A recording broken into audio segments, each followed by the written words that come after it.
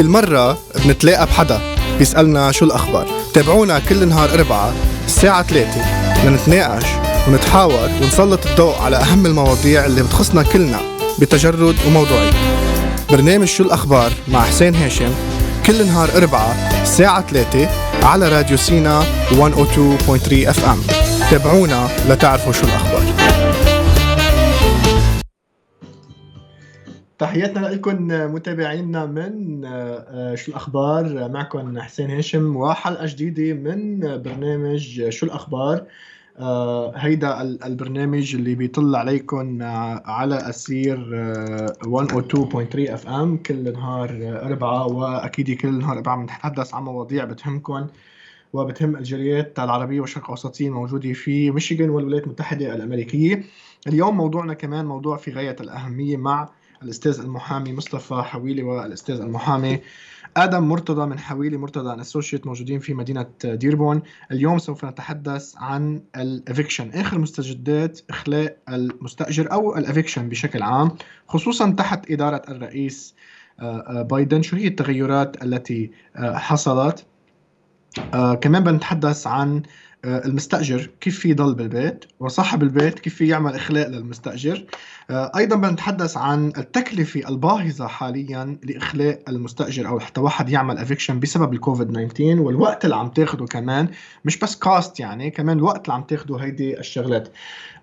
وأيضا سوف نتكلم متى ينتهي وقف الإخلاء المعمول على عدم دفع الأجار، وهل هناك نية في تمديد هذا الموضوع.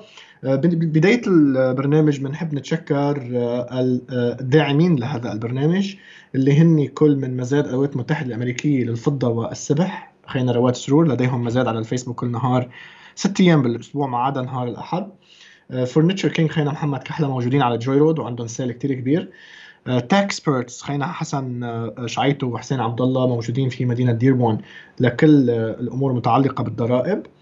سلينك تي في أرابيك وكل القنوات العربية. وأيضا انضم إلينا كل من المالتي ميديا ستيشن خينا عماد محمد، وأيضا اي بي لايتنج سبلايز لخينا الحاج عماد بوسي.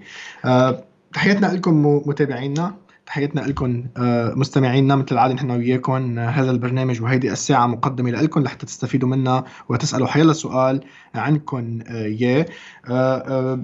رقم التليفون على الراديو للاستشارة على الهواء أو لأي سؤال هو 313-769-6666. وأكيد بعد شوي رح نعطيكم رقم التليفون لمكتب المحاماة وأيضا الاستشارة مجانية، وهو 313-908-6019 313-908-6019. وأكيد كمان تحياتنا للمخرجة تبع البرنامج رنا اللي عطول منعذبها نحن بآخر لحظة بنعطيها فيديو آد أو شيء، فتحياتنا لرنا كمان. مصطفى وآدم أهلا وسهلا فيكم. كيفك حسين؟ الحمد لله تمام. أكيد موضوع في غاية الأهمية، كتير عالم عم تسأل عن هذا الموضوع. كيف فيني ضل بالبيت؟ كيف فيني أخلي مستأجر؟ يعني صاحب البيت عم بيفكر كيف في يخلي المستأجر إذا مش عم يدفع له، والمستأجر عم بيفكر كيف في يضل بالبيت. فاليوم نحن رح نعطينا الطريقتين لكل واحد وهو حر فيها. أكيد موضوع في غاية الأهمية صراحة. نحن عايشين بأزمة، وهذه الأزمة ولدت مشاكل. واحدة من المشاكل هي أزمة الأجار وأزمة السكن لكتير عالم. أنتوا بالمكتب تبعكم قديش عم يجيكم حالات إخلاء؟ هي زلمة التليفون شو هاد التنهيدي هيدي؟ كيف بتسحب خط التليفون صراحة هالقد. والمشكلة وين إنه يعني نحن عم نحكي كتير عن الإفيكشن بس عبضات تتغير يعني. ومش بس هيك، المشكلة وين يعني even يعني المحاكم هن يعني they're not 100% على يعني القانون. يعني بيكون عندك قانون ودائما بتشوف يعني certain judges أو certain محاكم هن يعني مالتي ميديا يعني بيعملوا شيء غير. صار شيء؟ ما بعرف. أوكي. سمعت شيء أنا سمعت شيء. أوكي طيب. يعني أنت بتفوت على المحكمة. هذه نقطة مهمة باي ذا واي مصطفى، وحتى سمعتها من آدم هذيك المرة. كان آدم مسكر راسه، كان عندنا وقتها مقابلة وعم بيقول لي إنه الوقت القاضي إنه في قانون معين يعني فهمي كيف، بس ما مشي عليه للقانون، مشي هو حسب يعني هو subjective فهمي يعني ما كان objective بناحية إنه طبق القانون كما هو، كان subjective حط مشاعر وحط يعني ما بدي أقول subjective و objective هون يعني it's objective objective مع شوية No, we can't say the شفوتكم بالحيط. No, we can't say the audio is subjective. They have to be unbiased or objective. أكيد. بس يعني they want to help people. مظبوط. They don't want to evict people. So يعني there are procedures بقلب هيدا ال CDC moratorium. وهول ال procedures they're still in place. يعني بعدهم you still have to follow them. يعني but you have to تعبي الform. You have to give it to the landlord. Right, and you have to give it to the court. I had a judge, same court. I had a judge. احكي عربي يا آدم هلا والله. You're gonna have to translate this, okay? I had a judge. They gave me the form. We still filed for the eviction. He gave us the eviction. Okay. Same court, different judge. They didn't give us the form, and he didn't give us the eviction. والله. He told them to fill. نفس المحكمة ونفس القاضي. Different. نفس المحكمة. بس مختلفين قاضي يعني كل قاضي غير كان. أول قاضي عطاك الأوراق ووافق لك على الإفكشن على إخلاء المستأجر. تاني قاضي ما عطاك الأوراق وما وافق لك على الإخلاء. نفس الحالة ما هني بيقولوا حالة لحالة بتختلف يعني يمكن في واحد مكسر بالبيت في واحد يمكن منه دافع. Eviction يعني both an eviction. تشبه بعض الحالة كانت. نعم. فالرسالة عم نحاول نوصلها للعالم إنه اللي بده يخلي مستأجر sometimes أنت وحظك حسب مزاج القاضي. نعم. 100%. والله. واو حسب أي قاضي. هلا أي بحسب اللوكال اريا اللي نحن عايشين فيها أي محكمة أسهل محكمة تعمل إخلاء فيها. ديربون. أيها أصعب محكمة تعمل إخلاء فيها. ديترويت. 100%. والله. It's not even close. You can't get a court date. ديترويت خيي بتبعطن يعني الملف للإيفيكشن بدك تنطر 3 أشهر ليبعثوا لك شيء بالبريد. هلا إذا مش أكتر. والله يعني نحن we got lucky كان عنا واحد بعت هو الوراق الإيفيكشن وقد ما تأخرت الشغلة المستأجر فل. وهو بعد ما وصل له وراء الإيفيكشن. واو. يعني على قدنا طرنا يعني يوم محكمة ما وصل له والمستأجر قام وفال لو لوحده. يعني بديترويت. ديربون هاي شو وضعه؟ بالنص يعني عندك والله صراحة عندك يعني some weeks it's great و some weeks it's very very backed up but هيدا it's not anybody's fault. المشكلة وين ما كل محاكم فتحوا مع بعض. مظبوط. والعالم إذا كان إحنا قعدنا pandemic سكروا كل شيء for like 5-6 months. مظبوط. So عندك كل هالعالم خاصين الليسز قبل يطلعوهم من البيوت كل حدا راحوا عمل فايلينج بديربون هايتس ديترويت اللي هو so عندهم هن all these cases from months ago يعني بعدهم لحد اليوم عم بيجربوا يخلصوهم. تمام. So if you file a new case عم تاخد يعني شهرين to go in front of a judge. It's been very hectic.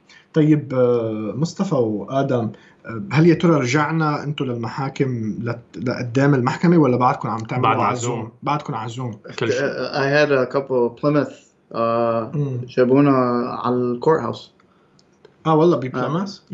so هن عملوا you show up you check in على التليفون بعدين ال officer they come and they get you from your car. نعم. بعدين بتفوت بالمحكمة. اوكي سو في بعض المحاكم بلشت تعطي شوي منه like Plymouth for هن بلشوا. هلا بالcriminal world الكيسز يعني عم تحكي يعني very high profile criminal cases عم بيعملوا some of the stuff in person بس evictions civil lawsuits divorce هول بعدهم for the most part يعني 90% of the courts بعد عزوم. اوكي yeah. تمام. طيب خليني انا احكي عن حاليا تغيرت الإدارة سنس آخر مرة نحن حكينا بالإفكشن وبالإخلاء تغيرت الإدارة صار في إدارة الرئيس بايدن. أكيد بدي أذكر اللي عم يستمعوا لنا على الهواء مباشرة فيكم تشاركونا الحلقة. هيدي الحلقة عاملينها لكم لتستفيدوا من وجود المحاميين معنا فبنتمنى أنه تستفيدوا من وجود المحاميين معنا وتسألوا حيلا سؤال عنكم إياه. رقم التليفون على الراديو هو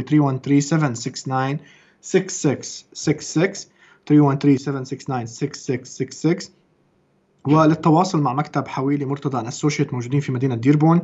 بيشتغلوا بكل القوانين إن كانوا family law, criminal law, business, real estate, immigration. الاستشارة مجانية. رقم التليفون هو 313-908-6019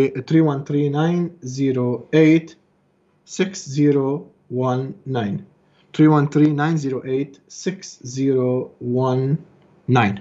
تمام. عم نحكي عن الإدارة الجديدة. شو تغير هلأ ضمن الإدارة الجديدة؟ تغير شيء ولا بعدنا نحن بما يخص الإفكشن نفس الشيء؟ نحن بعدنا عنا the same order من ال CDC from last year. هذا بايدن بس إجا بالoffice he extended it to the end of March. مظبوط. هلا ناطرين we're going to see what's going to happen. I think they're going to renew it and Biden he's going to add some things because هيدي relief package عندها a lot of rental assistance and a lot of landlord assistance كمان وmortgage assistance. So يعني how it's going to affect the new order. I think it's going to be a brand new order. It's based on nothing. There's no inside information. يعني حسب الإدارة القديمة كان الإفيكشن وقف الإخلاء بناء على قرار من مركز السيطرة على الأمراض والأوبئة اللي هو CDC إنه لجانيوري 31 كان إجا January 1 طب لا إجا the first one was January 1 والله أوكي طب إجا الرئيس بايدن مدده لمارش 31 اللي هلا المفروض باخر اذار هيدا قرار وقف الاخلاء بناء على عدم الدفع فقط only non-payment of rent non-payment هيدا مفروض يخلص بمارش 31 هن عم بيعملوا حزمه تحفيزيه هلا بالكونغرس والرئيس بايدن بس بقلب الحزمه التحفيزيه المعموله هلا حاليا ما في حكي شيء عن الإيفيكشن ما في تمديد الإيفيكشن بس انت ذكرت انه بقلبها كمان حاطين مساعدات للرنتال اسيستنت مساعدات للاجار حاطين ايضا مساعدات لللاندلوردز وحاطين ايضا مساعدات للمورججز اللي هن القروض العقاريه مزبوط بس بنفس الوقت هل يا ترى نحن تعتقدون انه راح يرجع يتمدد هيدا القرار؟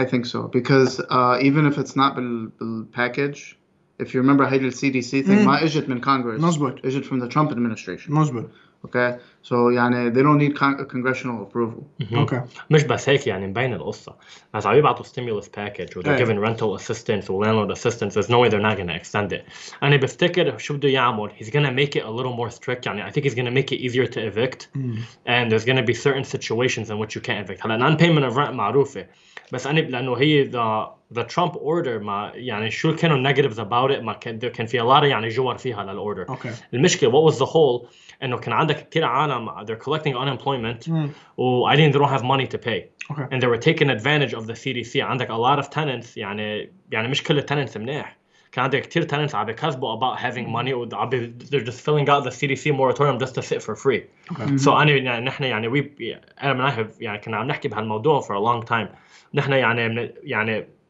we predict إنه new order يعني بدها تضبط يعني بتضبط المشاكل اللي كانوا من قبل يعني كان في ثغرات موجودة بالقرارات السابقة كتير لأنه هي was an emergency عملوها just to try to help people بس المشكلة وين ما مثل المشكلة بالunemployment they give everybody unemployment there wasn't any restrictions نفس الشيء was this هلا بلشوا يزبطوا exactly الانبلويمنت لحالها قصه هيدي لانه يعني هلا حاليا عم بيشددوا القوانين على الانبلويمنت عم بيطلبوا فيريفيكيشن اكثر والفيريفيكيشن عندك عالم never اشتغلوا بحياتهم they're asking them I think by May 17 or May 15 if you don't submit a W2 from 2019 or any pay stub or anything to show you work they're gonna ask for 1.5 back for everything والله yeah and they can take you to court for that يعني it's not a joke هلا في كتير اشخاص نعم وصلهم رسائل بما يخص البطاله وعم بيطالبهم او بالمبلغ كله او بالمبلغ ضرب 1.5 مثل ما ذكرت او بقسم من المبلغ بالبطاله فبعتقد نعم التوجه هو نحو انه تشديد يعني نعم اعطاء برامج للعالم من مساعدات ان كانوا مساعدات اجار ولا مساعدات بطاله او شيء بس بنفس الوقت كمان مراجعه ما حصل من قبل وهذا كله بياخد وقت طيب بدي أتحدث عن اليوم حسب ما ذكرنا ما هي أفضل طريقة للإخلاء وما هي أفضل طريقة للبقاء حاليا بالقوانين الموجودة هلأ حاليا شو هي أفضل طريقة لصاحب البيت إذا المستأجر مش عم يدفع له إنه يخلي المستأجر عندك حل مثل اللي احنا عم نشوفه most of the time بيكون الليس خالص نعم فهيدا it's a 30-day notice to quit والتاني حل عادة الليس خالص بيكون الليس خالص إذا أنت عامل كونتراكت نعم طيب خليني أنا أركز عليها كتير هالنقطة مصطفى لأنه مش كتير عالم تنتبه لشيء اسمه أصلا ليس أجريمنت نعم يعني في كتير عالم فور إكزامبل خصوصا نحن بالمنطقة اللي عايشين فيها it's a word of mouth يعني حاكي أنا وياك أنت كل شهر بتدفع لي تدفع لي $1,000 رهان تلاقينا مش الحال أيوة. طب أنا let's say مانيش عامل ليس أجريمنت بالمرة it's a 30-day notice to quit 30 نهار yes. حتى doesn't matter what the reason is 30 نهار إذا ما عندي ليس أجريمنت بالمرة عندي ليس أجريمنت بس expired 30 day notice to quit. كمان نفس الشيء. بس ممنوع. هالمشكلة مع الملاك المشكلة وين عندك the biggest problem especially in this community شو بيعملوا؟ بيعطوهن 30 day notice to quit لأنه خاص الليس وبياخدوا the next month rent. بقولوا إذا أنا بدون 30 days خلاص أعطيني هالشهر. بس المشكلة وين تحت القانون مش لازم تقبض. ممنوع تقبض. إذا بتقبض he gets another 30 days. Yes. So let's say أنت عطيته 30 day notice للمستأجر عندك عشان يطلع من البيت. إذا لأنه مش فيش كونتراكت وبخ طلعه مش عم بيدفع لك أو خالص الكونتراكت تبعك وخلص ما عادش بدك إياه ضل هونيك. عطيته 30 day notice بس رحت أنت وقبضت منه ساعتها صاروا 60 days. نعم. لأنه تبع شهر. ضلك كل مرة بس تقبض منه لا أخذ يعني لازم ما تقبض. لازم بس تعطيه 30 day notice ما تقبض. تمام. أوكي. So هيدا أول طريقة إذا في ما في ليس بالمرة أو في ليس وخالص الليس طبعا. طب let's say في ليس وبعده الليس it's not expired بعد عليه 3 أشهر 4 أشهر. You can do a 30 day notice to quit على. كمان if you're not paying you violate the lease agreement. Exactly. وهيدا you can terminate the lease. والله 30 day notice to quit. حتى لو في هيدا CDC moratorium. Yeah, هيدا it's for non-payment of rent. Exactly. هلا أنت لأنه non-payment of rent it's not a 30 day notice. It's a 7 day notice. So أنت شو بتعمل if they're not paying you؟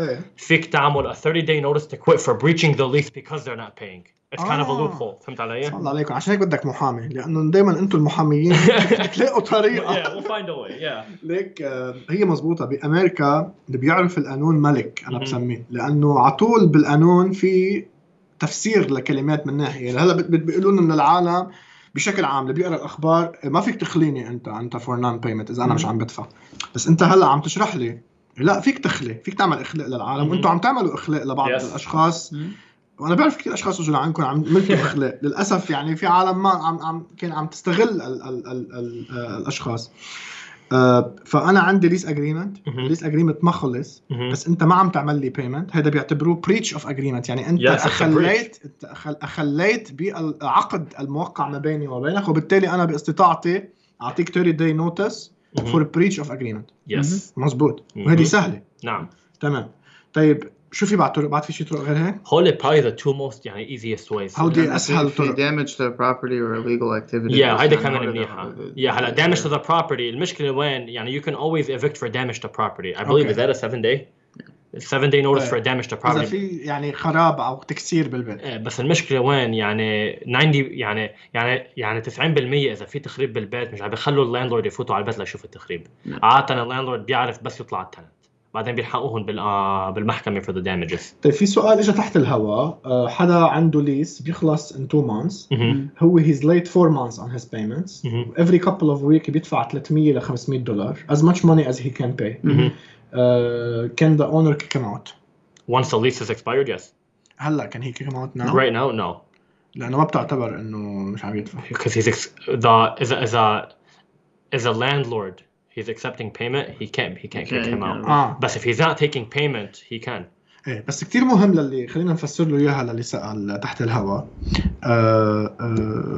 إذا اللاندلورد يعني صاحب البيت عم ياخد منك الأجار it doesn't matter شو هو اللي عم تعطيه مصاري حتى لو جزء من الأجار ما في إخليك من البيت. كنا عم نحكي عنه هيدي قبل شوي. هلا ل 30 يوم يمكن أو شيء إنه طول ما هو عم ياخد مصاري منك keep extending يعني تضليك أنت موجود بقلب البيت. سو ما في يعمل له إخلاء صاحب البيت. أنا كان في برأسي سؤال تاني على هيدا الموضوع بس راح السؤال. إن شاء الله إذا رجعت تذكرته برجع بعطيكم إياه. طيب هودي الطرق الأسهل حكيتوا عنهم أنتم. الطريقة الأولى هو إذا ما في ليس بالمرة 30 days 30 نهار. إذا في ليس بس expired كمان 30 نهار. وإذا في ليس وحتى لو منه expired بس ما عم بينعمل دفعات بالمرة على or a breach of the agreement أو breach of the agreement يعني any other breach. أنت عامل ليس agreement في نقاط بهيدا الagreement اتفاق أنت عاملها. حيلا نقطة أنت خالفتها أو يعني ما عملتها مزبوط أنت فيك تعمل له 30 day notice. Any example هذا فيك تكون يعني إذا أنت مش دافع الماء أو إذا أنت you're not taking out the garbage أو إذا أنت جايب pet على البيت or you can't have a pet. كل هول it's considered a violation of the lease. If the lease says you can't have a pet, for example, يعني. Okay. Yeah. كتير منيح. أكيد تفضل. أو بدي أقول شيء for the landlords. If أنت عايش in a different state or a different country, get an agent that lives in the area. يعني if أنت عايش بنيويورك وعندك بيت هون you're renting it out, have someone here who can sign off on things for you. Do a power of attorney. Okay. Because يعني it comes up a lot. في كتير عالم they moved to Michigan على New York على Texas على Florida وعندهم بيوت هون. Instead of selling them, they're renting them. The people stopped paying. Then they have to go through a headache وكل شيء just to get the paperwork signed وهيك. تمام. أكيد أنا يمكن أنا فايد بالموضوع كتير فنسيت إنه لازم ناخد أول بريك. نحن بدنا نكمل نحن وياكم بالحلقة. آدم ومصطفى المحامي مصطفى حويلي والمحامي آدم مرتضى من مصطفى حويلي أنا أسوشيت موجودين في مدينة ديربون. الاستشارة مجانية. رقم التليفون هو 313-908-6019 313-908-6019. نحن رح نكمل حديثنا عن عملية الإخلاء. تحدثنا قبل الإعلان عن المستجدات والتطورات في هذا الموضوع، وأيضا عن ما هي الطريقة الأفضل لإخلاء مستأجر في حال عدم الدفع. بعد الإعلان سوف نتحدث عن أفضل طريقة للمستأجر كي يبقى في البيت، والزيادة في تكاليف الإخلاء اللي عم بتصير، وآخر المستجدات. خلينا ناخد بريك كتير قصير، وبعد البريك بنكمل حلقتنا وبرنامجنا شو الأخبار. معي أنا حسين هاشم من قناة شو الأخبار. مزاد الولايات المتحدة للفضة والصبح. جميع منتجاتنا مصنوعة يدويا من الألف إلى الياء أو منتقات باليد أو من التحف والأنتيكة النادرة. مصادرنا متنوعة من البحرين حتى مصر والعراق وصولا إلى إيران وتركيا. نحن نضع في خدمتكم فقط الأحجار الكريمة الطبيعية، ولا مكان للغش عندنا. للاتصال 208-856-8658 أو تابعونا على صفحتنا على الفيسبوك US مزاد. للأناقة ورقي عنوان. نزين بيتكم بالتميز والفخامة. مفروشات الملك فرنيتشر كينج، جودة عالية بأسعار مخفضة ومدروسة. تنزيلات 30% على كافة المفروشات. دفع بالتقسيط من دون فوائد. No credit check، بالإضافة إلى تخفيضات 40% على السجاد. زورونا الآن 15510 جوي رود ديترويت. هاتف 313-397-2003. IB Lighting Supplies، متجرك الأول إن كنت تبحث عن إضاءة مميزة للمباني السكنية والتجارية، بالإضافة إلى الثريات الفاخرة المصنوعة من الكريستال بتصاميم عصرية وأسعار مدروسة. IB Lighting Supplies بإدارة عماد بوسي. زورونا الآن. هاتف 313-438-6516. العنوان 22325 Westbourne Avenue Dearborn Heights. مالتي ميديا ستيشن، متجرك الوحيد لجميع خدمات الوسائط الإعلامية المتعددة من ويب، صوت، صورة وفيديو. نوفر خدمة التسويق الرقمي وإدارة صفحات التواصل الاجتماعي للشركات والمحلات الصغيرة والمتوسطة. لدينا فريق عمل مختص بتصوير حفلات الزفاف والمناسبات. لمزيد من المعلومات الاتصال على 734-315-0718 أو زيارة موقعنا الإلكتروني themultimediastation.com. حامل هم الضرايب وعندك أسئلة كتير واستفسارات؟ مش عارف لوين تروح ولا مين تلجأ؟ لا تفكر ولا تحتار، تكسبرت حدك ومعك لنساعدك تعبي على الضرايب بسهولة وبلا وجعة راس، وبنحصل لك أفضل عائد ضريبي. ما إلك إلا تزورنا وما تحمل هم شي. سكور الإعلان محصل على $50 خصم على أي من خدماتنا. العنوان 23916 Michigan Avenue Dearborn. هاتف 877-717-1040. للدقة والثقة عنوان تكسبرت، لكم أفضل خيار. أكيد بنرجع لكم بحلقتنا من برنامج شو الأخبار. معي أنا حسين هاشم. هذا البرنامج المقدم لكم من قناة شو الأخبار. بإمكانكم متابعة كل برامجنا على وسائل التواصل الاجتماعي، على فيسبوك، على انستغرام، على تويتر، على تيك توك، وأيضا على الويب سايت الخاص فينا اللي هو www.whatsappmedianetwork.com، وأيضا نسيت قناتنا على اليوتيوب. كل البرامج اللي نحن بنطلع فيها، خاصة هذا البرنامج بنطلع فيه على الراديو بفضل مساعدة المخرجة رنا، صراحة بتشكرها. عم نقدر إنه نسجل هذه الحلقات ونحطهم على قناتنا على اليوتيوب، وأيضا على الويب سايت الخاص فينا اللي هو www.whatsappmedianetwork.com. مكملين نحن وياكم بهيدي الحلقة المباشرة. بإمكانكم الاتصال والاستفادة من وجود المحاميين معنا. بإمكانكم أيضا التواصل مع مكتب المحاماة مباشرة والحصول على الاستشارة المجانية. رقم التليفون للتواصل مع الراديو على الحلقة مباشرة لسؤال أي سؤال هو 313-908-6019 إذا بدكم تتواصلوا مع مكتب المحاماة. 313-908-6019. واللي بيحب يدق على الراديو هلا حاليا بعد للساعة 4 نحن وياكم على الهواء، رقم التليفون على الراديو هو 313-769-6666. بدنا نحكي عن المستأجر. شو هي أفضل طريقة للمستأجر حاليا للبقاء في البيت؟ هلا pay your rent اللي فهمانينا انه تدفع الاجار، اذا انت قادر تدفع اجارك pay your rent. هلا ليك في اشخاص ما قادرين يدفعوا اجارهم يعطوا في anything. انا نحن بقول هذا قصدي، انا بدنا نحكي في هذا الموضوع. قبل شوي السؤال اجى تحت الهواء انه هو ما انه قادر يدفع، يمكن اجاره $1000 عم يدفع كل couple of week $300 ل $50. مش مشكله يعني هذا اكيد عم بيحاول. بتعبي ال CDC form, you give it to your landlord, بعدين you pay what you can. اوكي سو لازم تعبوا فورم من الCDC. منين بيجيبوه هذا الفورم؟ It's online. شو اسمه الفورم؟ اسمه CDC moratorium form. الcourts هن they can direct you toward it كمان. Usually if you're in a trial, القاضي will tell you to go online and find it وعبيه and submit it to the court. اوكي مع الCDC form هيدا اللي عم تحكوا عنه انت، let's say عطى الCDC form وكمان ما دفع بالمرة، يعني it's you and your luck.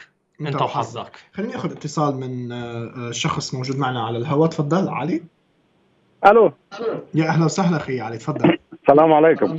وعليكم ذكرت. يا هلا.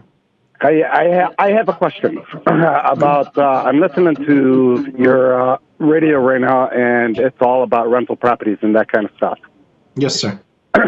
If you have a property and it's registered homestead down at the city, yes, and sir, you actually put tenants in there, is there a different process to actually evict them, or can you even evict them, or how does that process work? Go ahead, Adam. I'm pretty sure you can evict them. I don't think the homestead thing has anything to do with like the eviction process. The only thing it would affect is any taxation purposes. But it's not related to eviction. But it's not related to eviction, so right, you'd still be able to evict. Right, but here let me tell you something though. There are by law, if you are using the home, to rent, you do have to fill out renter's registration with the city. You have to fill out a renter's registration form with the city. Every city has one. You'd have to submit that to them, homestead or not. Just we'd like to give that as a heads up. Anybody that's listening, the renter's registration form. If you're a landlord and you're renting, you have to have that form. Hello. Yeah. علي بعد Okay. ايه تفضل. Okay. And بشكل عام في يعمل له eviction يعني. Yes. تفضل علي. سوري كان عندك سؤال تاني. Yeah. Okay.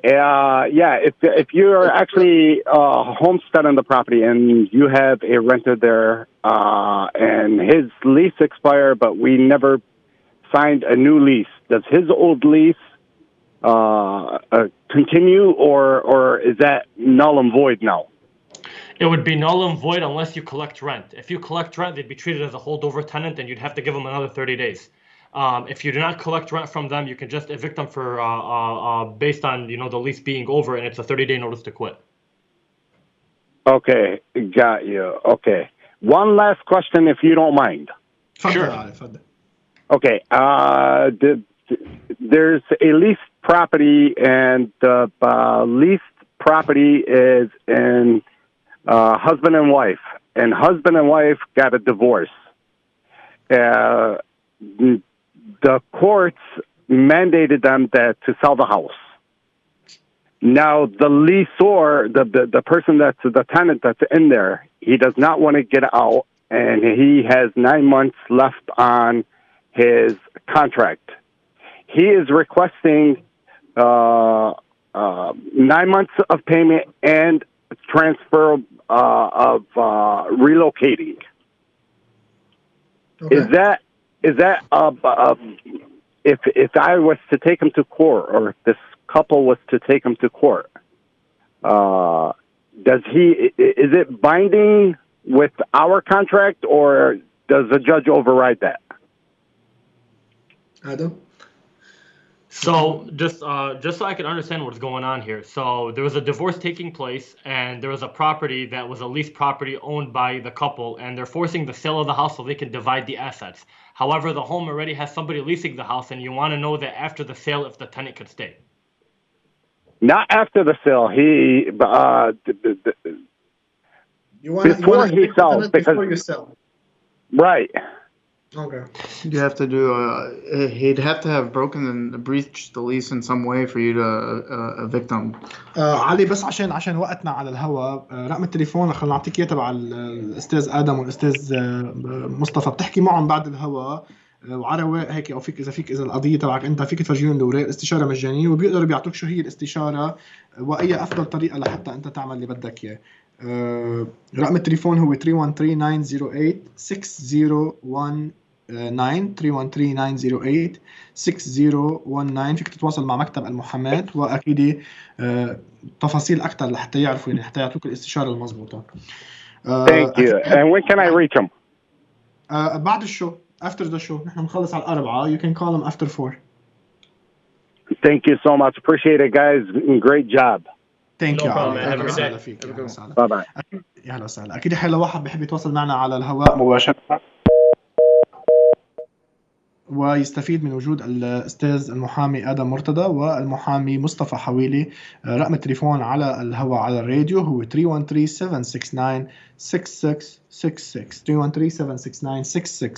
313-769-6666.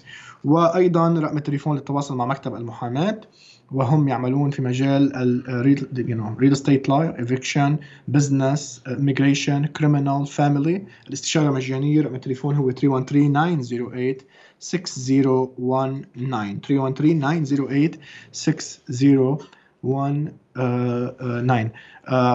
بس لحتى أفسر علي السؤال اللي سأله، أكيد عم بيقول علي كان سأل سؤالين. السؤال الثاني أكيد معقد شوي، بس السؤال الأول اللي سأله إنه عنده مستأجر بالبيت والمستأجر خالص الكونتراكت تبعه، هل يترى في يعمل له eviction إيه ولا لا؟ الجواب كان نعم، فيك تعمل له eviction 30 day notice وبنعمل له eviction.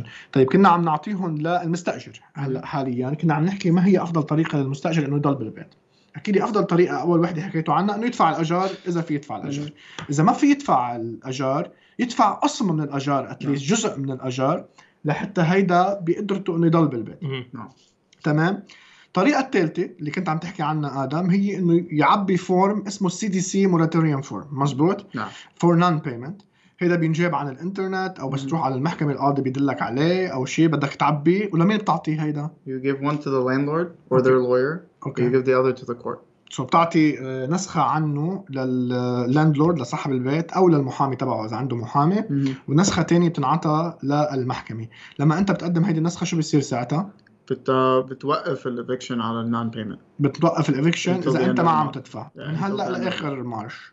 ولتسي خلصت الوقف على الإيفيكشن الموراتوريوم المعمول، شو بيصير؟ You get evicted in April. You can get evicted in April. بشهر 4 بيعملوا له إيفيكشن. اوكي طيب بدي احكي. تفضل استاذ. جست بس ليك هلا هيدا CDC it's just for non-payment of rent. يعني اذا انت يعني مستأجر especially اللي ما معهم مصاري انتبهوا، لانه if you breach the lease the landlord حيلحقكم with any breach for a 30-day notice. يعني اذا انتوا already بتعرفين حالكم يعني ما فيكم تدفعوا، عن جد ما فيكم تدفعوا هالاجار، يعني جربوا يعني ما تكسروا شيء بالبيت، وجربوا make sure يعني review your lease agreement اذا عندكم واحد and see what you can and cannot do. هذا very important. يعني راجعوا العقد الأجار وشوفوا شو هن الشغلات اللي فيكم تعملوها والشغلات اللي ما فيكم تعملوها لحتى ما أكيد تكسروا العقد. أكيد اللي عم بيحاول يدق للمحاميين موجودين معنا موجودين على الهواء نحن مباشرة، بتشكركم أكيد لأنه عم تدقوا لهم تستفيدوا من وجودهم معنا ومن خبرتهم في هذا المجال. بس أكيد بنتمنى منكم تنطروا لبعد ما يخلص البرنامج بيخلص على الساعة 4 عصرا، يعني بعد تقريبا 20 minutes 23 minutes. رقم التليفون للمحاميين هو 313-908-6019 313-908-6019. إذا دقيتوا لهم هلا بليز اتركوا فويس ميل باسمكم رقم تليفونكم أو بعتوا تكست مسج باسمكم رقم تليفونكم وهن بيرجعوا يتواصلوا معكم. إذا بتحبوا تستفيدوا منهم هلا كونهم موجودين على الهواء، رقم التليفون هو 313-769-6666 313-769-6666. أكيد اللي عم بدق هلا في دق على التليفون عند المحاميين، بس بليز اترك فويس ميل باسمك ورقم تليفونك. معنا توفيق على الهولد. تفضل يا توفيق. ايه مرحبا. يا أهلا وسهلا أخي. أهلا وسهلا. تفضل. في عندي صديق مستأجر بيت. نعم. وكل سنة صاحب البيت عم يزيد الأجار $50 أو $100 بحق له؟ تفضل مصطفى. عم بيعمل ليس جديد ولا على نفس الليس؟ لا على نفس الليس. اوكي هلا لا في شيء غلط لانه اذا اوكي هلا الليس هو بيخلص كل سنه. مش عارف حقيقة لانه ليك لانه اذا عامل له الليس لسنه بيخلص الليس وبيعمل ليس جديد، لكن ايه في في طلع الاجار بس ما في على نفس الليس كل سنه. يعني اذا الليس هو عامل لك يعني فور اكزامبل على 4 سنين، اذا ما بيكون مكتوب على الليس انه كل سنه بيطلع يعني 100 او $200 ما في يطلعها. بس اذا مكتوبه على الليس عم بيعمل ليس جديد في غله. نعم اوكي شكرا. كله على الليس لازم حاج صراحه لازم اقرا الليس لك لاشوف. اوكي شكرا. شكرا. دايما توفيق بدي اتشكرك على اتصالك. اكيد بدي اتشكر كل واحد عم يستفيد من وجود ضيوفنا ومن معلوماتهم. كتير مهم اخواننا اذا بتسمحوا لي مصطفى وادم ركز على هذا الموضوع، موضوع العقد الاجار الليس اجريمنت. هيدا نحن مش منتبهين له كتير نحن بالجالية العربية، بس هيدا امر في غاية الاهمية. ما تستأجر بيت بدون ما يكون في ليس اجريمنت بقلبه، وعروف شو عم ينحط بقلب الليس اجريمنت، ما تمضي على بياض. مزبوط ادم 100%. واذا انتم ما انكم عارفين اذا عندكم ليس اجريمنت او شو في بقلب الليس اجريمنت، خذوه لعند محامي خليه يطلع لكم عليه، واذا في شيء مش من مصلحتكم انتم يعني قبل ما تمضوا عليه لهالليس اجريمنت خلوا حدا يشوفه. يعني احلى ما بتقول بالعربي الدرجه تفوتوا بالحيط بعدين. مزبوط 100%. I've had someone بالlease agreement landlord حط هن they're responsible for the property taxes. عم تمزح. حط لهم بقلب عقد الاجار انه هن يدفعوا الضرايب تبع البيت. I don't know if he did it intentionally or جاب الليس online, but نحن we talked about it last year. يعني هيدي مشكلة في Dearborn especially. If you want to go rent out a house, you don't want to pay a lawyer, but you go on Google, you type in lease agreement, rental property, you download whatever you find, you print it out and they sign. ليك حتى بقصة الليس اجريمنت، وهلا في عالم عانت منها هلا بهذه فترة الكورونا لأنه الأجارات ارتفعت ضمن فترة كورونا بشكل مش طبيعي هستيري. ففي أشخاص ما عندهم ليس اجريمنت، اجى صاحب البيت صار يرفع الأجار عليهم وفي يعمل هاي الشغله. مش هيك؟ اذا ما في ليس اجريمنت في كل شهر يقول لك انا بدي زيد $100 كل شهر. مزبوط. بس اذا في ليس اجريمنت طول مدة الليس اجريمنت ما في غير شيء فيها unless في mutual agreement بين الاثنين. يعني في او اذا فور اكزامبل يعني قول هي الليس يعني على 3 سنين. اذا بيكون مكتوب على الليس اول سنه 500 ثاني سنه 600 هيك فيك تعمل. اذا مكتوبه بالليس اذا مش مكتوبه بالليس ممنوع. When if it expires يعني انت كان عندك lease it expired, he can't increase the rent on you. Because it's a new agreement. If he kept you بالبيت وانت you say بنقول 500 ودفعت له 500, he can't say لا I want an extra 100. Okay. Because بس let's say انت اوكي خلينا نفس النقطة كتير مهمة صراحة. هيدا عم بتصير مع كتير عالم لحتى كمان نفهمهم اياها على هيدي النقطة. انا خلص الليس اجريمنت تبعي، خلص عقد الاجار. هلا بمارش خلص. اجى صاحب البيت قال لي انا الشهر الجاي كان عقدك 1200، انا بدي منك تدفع لي 1400. انا ما صينت على كونتراكت جديد، في يعمل هيك؟ you don't have to pay it. بس تدفع له 1200. بس let's say انت قال لك انا بدي اعمل عقد جديد والا ما فيك تضل بالبيت، في يعمل هيك؟ نعم. سو في يطلب منك انه نحن لازم يكون عندنا عقد جديد. طيب let's say قال لك بدي انا اعمل عقد جديد، عقد اجار جديد، وبدي زيد عليك الاجار. ان شاء الله بدي زيد انا من 100 ل1000 اذا بدي زيد. فيني اعمل هيك؟ نعم. اوكي. في صاحب البيت يعني، بس اذا بده يعمل نيو اجريمنت خلص الاجريمنت القديم بده يعمل نيو اجريمنت في يزيد اللي بده اياه، في يزيد $100,000 هو وريحته. اوكي. طب let's say انت قال لك بدي زيد عليك $400 وانت منك موافق انه تزيد $400 بالشهر، شو فيك تعمل؟ بيعطيك 30 day notice بدك تفل. ما عندك حل غير انه بدك تفل، وبكون معك 30 يوم نهار لحتى تفل. Heidi, it comes back to the previous thing. When we're talking about a notice to quit, lease expired, you can pay him your old rent, and if he accepts it, he has to give you another 30 days. هي طريقة حلوة. يعني طول ما هو يعني لا تسي عطاك 30 day notice انت لا تسي اجى لعندك قال لك بدي زيد عليك $400 وقلت له انا ما بدي، قال لك يو نو وات ده كان انا بدي اعطيك 30 day notice بدي اياك تطلع من البيت، وجيت انت دفعت له اجار هذا الشهر، ساعتها انت فيك تضليك كمان شهر تاني طول ما هو عم ياخذ مصرياتك. فيك تضليك بالبيت لحتى هو يوقف ياخذ الاجار ل 30 نهار. تمام. خلينا ناخذ البريك الثاني والاخير بالحلقه تبعنا لليوم. بعد البريك رح نتحدث عن الارتفاع الباهظ بتكلفه اخلاء المستاجر، ومش بس التكلفه، ايضا الوقت اللي عم تاخده عمليه الاخلاء. اخر بريك بحلقتنا لليوم، وبنرجع نحن وياكم بحلقتنا لليوم من برنامج شو الاخبار. معي انا حسين هاشم من قناه شو الاخبار. مزاد الولايات المتحدة للفضة والصبح. جميع منتجاتنا مصنوعة يدويا من الألف إلى الياء أو منطقات باليد أو من التحف والأنتيكة النادرة. مصادرنا متنوعة من البحرين حتى مصر والعراق وصولا إلى إيران وتركيا.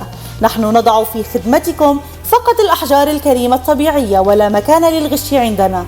للاتصال 208-856-8658 أو تابعونا على صفحتنا على الفيسبوك US مزاد. للأناقة والرقي عنوان، نزين بيتكم بالتميز والفخامة. مفروشات الملك فرنتشر كينج، جودة عالية بأسعار مخفضة ومدروسة. تنزيلات 30% على كافة المفروشات. دفع بالتقسيط من دون فوائد. No credit check، بالإضافة إلى تخفيضات 40% على السجاد. زورونا الآن 15510 جوي رود ديترويت. هاتف 313-397-2003. IB Lighting Supplies، متجرك الأول إن كنت تبحث عن إضاءة مميزة للمباني السكنية والتجارية، بالإضافة إلى الثريات الفاخرة المصنوعة من الكريستال بتصاميم عصرية وأسعار مدروسة. IB Lighting Supplies بإدارة عماد بوسي. زورونا الآن. هاتف 313-438-6516.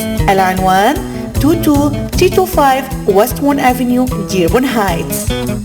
مالتي ميديا ستيشن، متجرك الوحيد لجميع خدمات الوسائط الإعلامية المتعددة، من ويب، صوت، صورة وفيديو. نوفر خدمة التسويق الرقمي وإدارة صفحات التواصل الاجتماعي للشركات والمحلات الصغيرة والمتوسطة. لدينا فريق عمل مختص بتصوير حفلات الزفاف والمناسبات. لمزيد من المعلومات الاتصال على 734-315-0718 أو زيارة موقعنا الإلكتروني themultimediastation.com. حامل هم الضرايب وعندك أسئلة كتير واستفسارات؟ مش عارف لوين تروح ولا مين تلجأ؟ لا تفكر ولا تحتار، تكسبرت حدك ومعك لنساعدك تعبي على الضرايب بسهولة وبلا وجعة راس، وبنحصل لك أفضل عائد ضريبي. ما إلك إلا تزورنا وما تحمل هم شي. سكور الإعلان محصل على $50 خصم على أي من خدماتنا. العنوان 23916 ميشيغان أفنيو، ديربورن. هاتف 877-717-1040. للدقة والثقة عنوان تكسبرت، لكم أفضل خيار. نرجع لكم بحلقتنا من برنامج شو الأخبار. معي أنا حسين هاشم وضيوفنا المحامي مصطفى حويلي والمحامي آدم مرتضى، وحديث عن الإخلاء. تحدثنا قبل الإعلان عن آخر مستجدات الإخلاء، أفضل طريقة لإخلاء المستأجر، أفضل طريقة للمستأجر للبقاء في البيت. سوف نتحدث الآن عن تكلفة الإخلاء والمدة الزمنية اللي عم ياخدها هذا الموضوع. أكيد بإمكانكم أنتم مستمعينا مشاركتنا في هذه الحلقة من خلال الاتصال على الراديو. رقم التليفون هو 313-769-6666 313-769-6666. وأيضا التواصل مع المحاميين والحصول على الاستشارة المجانية على الرقم 313-908-6019. معنا عماد على الهولد. بعرف بعد على الهولد، نعتذر طولنا عليه شوي. لعماد عماد بعدك معنا؟ الو يا عماد بتسمعنا؟ ايه معك. سؤالي سريع وصغير الله يخليك، بس مع السؤال حيجي معه جواب. هلا انا عندي بيت مؤجر وكل شيء تمام، وطلعت الراجل من البيت المستأجر، طلعته وكل شيء تمام. لما تأجر البيت كان كل شيء جديد وكل شيء مرتب وكل شيء في البيت تمام. هلا لما طلع اللي ساكن عندي دي 3 سنوات تقريبا، بس في كثير دامج في البيت. هل ممكن اني اطلعه ولاحقه بالدامج اللي كسره مثلا؟ وقديش عمليه الاخلاء بتكلف عن طريق المحامي؟ هذا هو طلعه بالبيت؟ طلعه من البيت، وطلع من البيت المستأجر، مش هيك؟ يعني المفروض هذا الشهر المفروض هذا الشهر بعده قاعد بالبيت، المفروض هذا الشهر يطلع. اوكي. ولكن أنا لما شفته دخلت لقيته محرق السجاد ومكسر البيت يعني. اوكي، شو بدك تعمل؟ لازم يجيب حدا حاجز ما تجيب حدا كونتراكتور حدا بيظبط هالاشياء ويعطيك استيميت على السعر اللي بدها تكلف وفيك تلحقوا فيهم هون بالمحكمه. يعني فينا نلحقها عن طريق محامي بالمحكمه. ايه يعني فيك انت تتواصل اذا بدك مع ادم ومصطفى المحاميين موجودين معنا هلا بعد الحلقه، وفيهم هن يستلموا القضيه تبعك ويحصلوا الدامجز اللي هن معمولين للبيت. نعم. شو الرقم بس شوي الله يخليك. تكرم عينك. 313 ايوه 908 ايوه 6019. اسمه محامي مصطفى حويلي. شكرا كثير استاذي. شو التكلفة بتكون عادة للإخلاء؟ يا أهلا وسهلا فيك، يا أهلا وسهلا فيك. فينا أكيد مكملين نحن معكم. رقم التليفون على الراديو هو 313-769-6666 313-769-6666 وللاستشارة والتواصل مع المحامي مصطفى حويلي والمحامي أدم مرتضى رقم التليفون 313-908-6019 313-908-6019 أو 6018. كمان فيكم تدقوا على هذول الرقمين وبتستفيدوا من هذا الموضوع. طيب تكلفة الإخلاء عملية الإيفيكشن بعد نفس الشيء ولا بسبب كورونا ارتفعت؟ هلا الفايلينج فيز بعد نفس الشيء. الفايلينج فيز اللي هو اللي حتتعبي مع المحكمة. نعم بس المشكلة وين إنه الوقت عم ياخد أكتر و the legal fees طلعوا. لأنه بالأول إذا بتحكي الإيفيكشن كان ياخد نعم الإيفيكشن كان ياخد يعني maybe 1-2 court hearings at the most، يعني بتخلصوا بشي بشهر بيخلص. نعم هلا عم ياخد يعني هلا بدك شهرين تروح قدام القاضي. والله عم تاخذ كتير وقت و it's a problem. لأنه شو عم بيصير يعني قول for example fish CDC moratorium، قول أنت you want to evict for non-payment. مظبوط. okay وهو he's 4 months behind يعني he already owes يعني 4 أشهر rent. نعم. اوكي وانت بس تعبي الكومبلينت للمحكمة بتحط قد ايه he owes you money. مظبوط. بس بدك تيجي قدام القاضي بيكون مرة أو شهرين بقى عندك شهرين هلا he owes you ويعني whatever he didn't pay. إذا عندك الwater bill أو عندك electric bill anything يعني وهيدا عم بيصير مشكلة إنه عم تروح قدام القاضي وعندك new numbers من اللي أنت عبيته من الأساس. إذا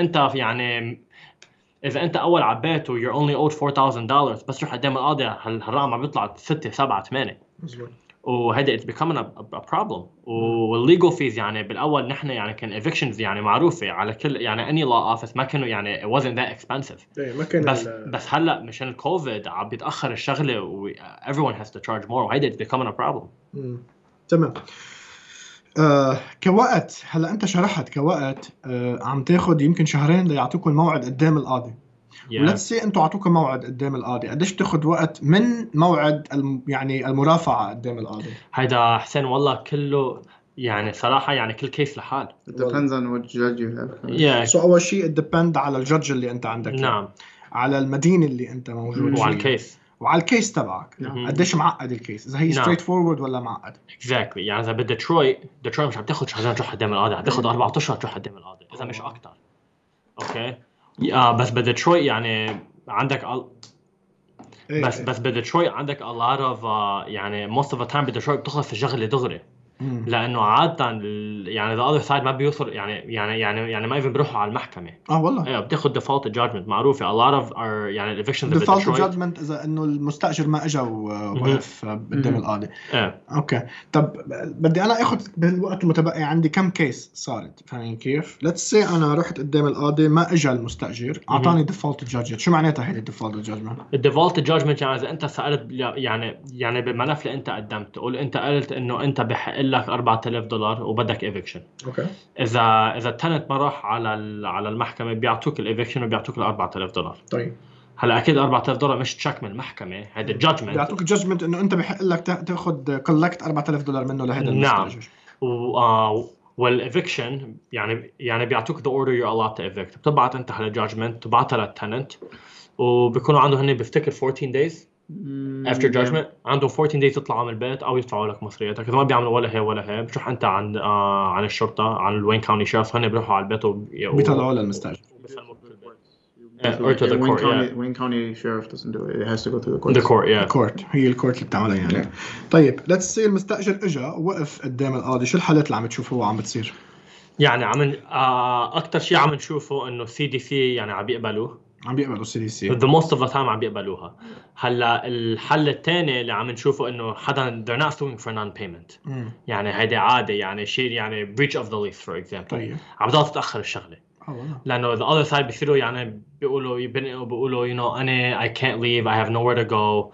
أو أنا I'm looking for a lawyer, I need more time. و they're giving them these extensions. المحكمة yes. ويعني مش عمول المحكمة عم تعمل شيء غلط، بس يعني at the same time عم تتأخر كتير شغلة because of it. I had a case in Dearborn Heights in front of Judge Turfy. It turned into 4 different court dates and an actual trial.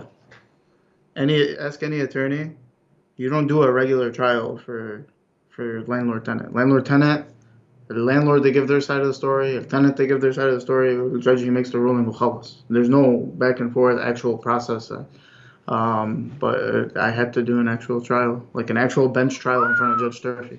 واو. وبتصير هلا don't get me wrong. يعني هي it's not common، بس بتصير هلا عم بتصير كتير. طب هلا بلشت شوي نشوف انه الحياة بلشت ترجع شوي لطبيعتها. بعد ما حسيتوش فيها انتم بالمحاكم؟ لا بعد نفس الشيء. هلا فكرة صراحة عم بيقولوا يعني بالوين كاونتي، لأنه أنا I do a lot of divorce work too.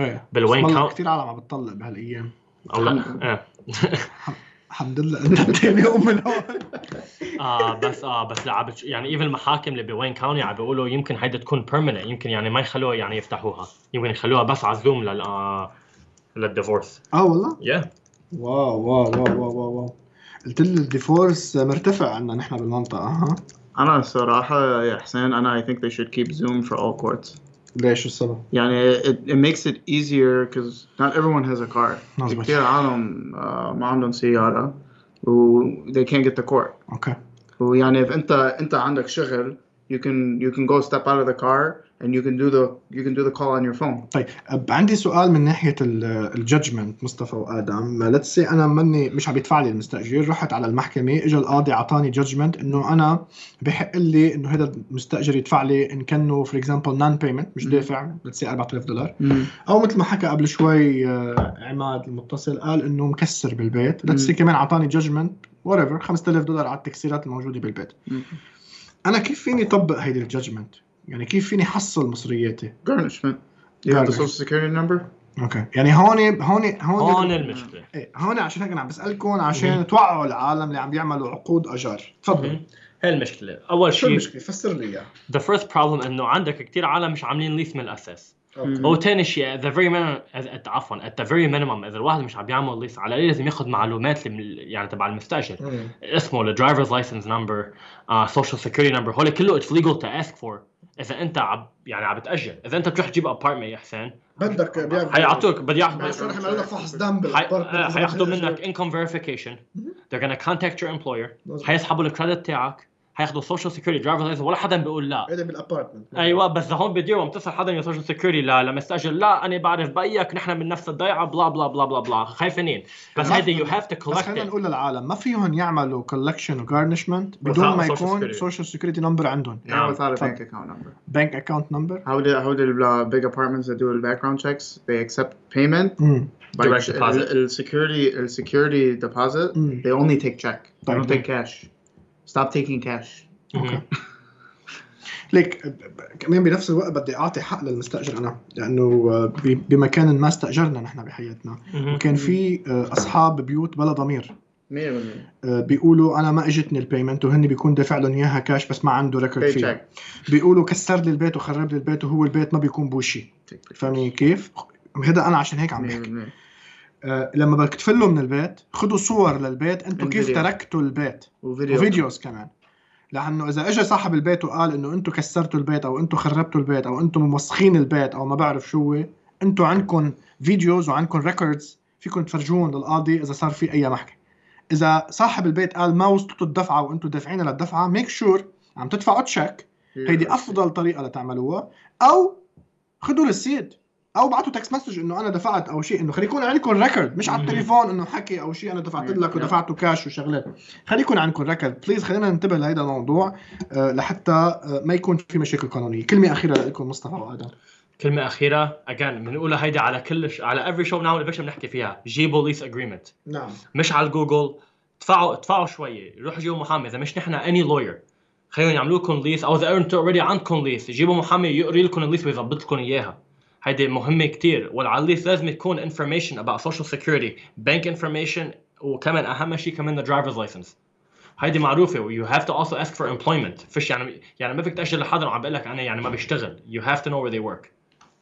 Stop paying cash. That's it. Stop paying cash. ما تدفع cash. Stop going into agreements into a home without a rental, without a lease agreement. You have to protect yourself, especially هلا with the COVID, the pandemic. في كتير عالم their prices went up for everything, especially rentals. So يعني if someone can get you out and get someone else that pays more, they'll do it. Get a lease agreement and stop paying cash. تمام. اكيد بنهايه الحلقه بدي اتشكركم مصطفى وادم. حيلا واحد بحب يتواصل مع مكتب حويلي مرتضى ان اسوشيتس موجودين في مدينه ديربون، يعملون في كافه مجالات القانون. الاستشاره مجانيه. رقم التليفون هو 313-908-6019